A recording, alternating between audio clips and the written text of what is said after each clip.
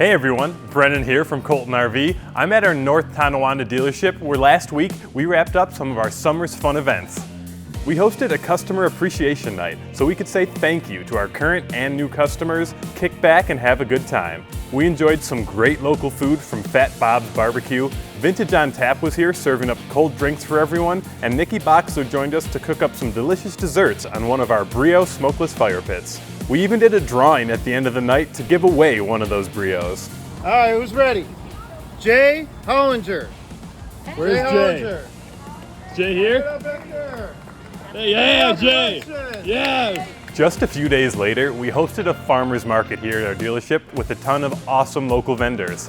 It was a beautiful day, and customers were able to enjoy different food and crafts while searching for their next or maybe their first RV. So we just want to say thank you again to everyone who came out this past week for summer's fun and all summer long. So make sure you check out our website, coltonrv.com, to stay up to date on all of our upcoming events like the Hershey RV Show and more. We can't wait to see you again.